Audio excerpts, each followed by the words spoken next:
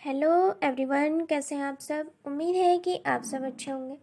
देखिए, आज की है ये मॉरल स्टोरी एक ईमानदार और मेहनती किसान की।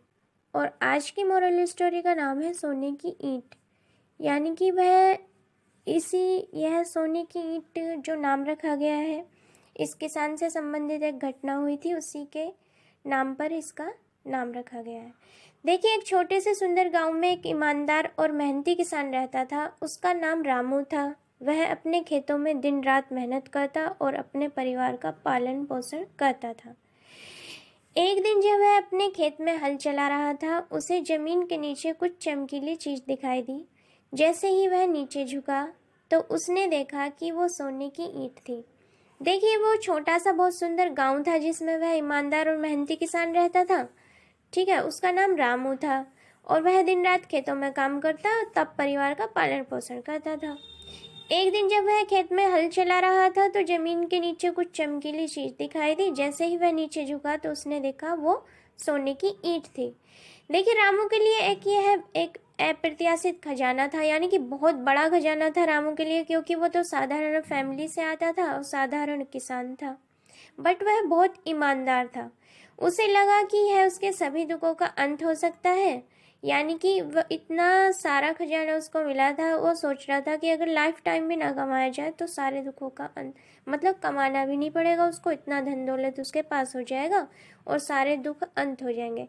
लेकिन उसने उन ईंटों को बेचकर धनवान बनने की बजाय एक अलग ही फैसला लिया। क्योंकि मैंने आज शुरू में ही बताया कि जो रामू किसान था वो बहुत ईमानदार था। उसने सोचा कि यह खजाना उसके अकेले का नहीं है बल्कि पूरे गांव का है। देखो कितना बड़ा मन और दिल था उसका। वह उन्हें बेचकर धनवान भी बन सकता था, बट उसने अलग ही डिसीजन लिया क्योंकि वह ईमानदार था। उसने सोचा कि यह खजाना उसके अकेले का नहीं है बल्कि पूरे गांव का है। रामू ने गांव के सभी लोगों को इकट्ठा किया और उन्हें बताया कि खेत में सोने की ईंट मिली है। यानी कि रामू ने इस घटना के बाद गांव के सभी लोगों को इकट्ठा किया और उन्हें बताया कि उस खेत में सोने की ईंट मिली है। उसने फैसला किया कि वह इन ईंटों को सभी गांव वालों को साथ साझा करेगा। इस निर्णय से गांव वाले बहुत खुश हुए और रामू की उदारता की प्रशंसा की। यानी कि रामू की इस ईमानदारी से उसको क्या मिला, पूरे गांव के लोगों का सम्मान मिला और रेस्पेक्ट मिली। सोने की ईंट पाकर गांव वाले ने अपने जीवन में सुधार किया। वे अपने घरों को सुधारने लगे, अपने बच्चों को अच्छी शिक्षा देने लगे और गांव में विकास के नए प्रोजेक्ट शुरू किए। गांव का हर व्यक्ति रामू के इस निर्णय से प्रेरित हुआ और उसके सम्मान में अपने अपने तरीके से योगदान देने लगे। यानी कि रामू एक रेस्पेक्टेड पर्सन बन चुका था। पूरे गांव के लिए सब सम्मान करते थे उसको और उसको धन्यवाद बोलते थे, क्योंकि उसने अपने साथ साथ दूसरों की खुशी का भी ध्यान रखा। देखिए, रामू के इस कार्य ने न केवल गांव के लोगों के बीच आर्थिक संपन्नता लाई, बल्कि उनके बीच आपसी प्रेम और समर्थन की भावना भी मजबूत हुई। उसकी इस उदारता से पूरे गांव को एक परिवार की तरह जोड़ दिया गया। देखिए, इससे नैतिक शिक्षा क्या मिलती है, हमें क्या शिक्षा इससे मिलती है। देखिए, अगर आपके पास कोई खुशी है, धन है या कुछ भी ऐसे संसाधन है जिसको आप दूसरों की मदद कर सकते हैं, जिनसे मतलब आप इस लायक हैं कि दूसरों की मदद कर सकते हैं, तो उनको साझा कीजिए।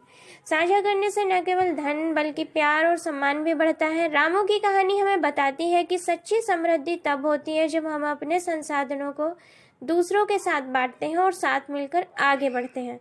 देखिए, रामू किसान जो था बहुत ईमानदार था और उसको इतना खजाना मिला कि वह खुद खुश रह सकता था, बट उसने दूसरों की खुशी का भी ध्यान रखा, पूरे गांव वालों का ध्यान रखा और पूरे गांव वालों में उस धन को साझा किया, जिससे सब खुश रहने लगे और उसको सम्मान की दृष्टि से देखते थे, उसकी सब रेस्पेक्ट करते थे और उसको दुआएं देते थे।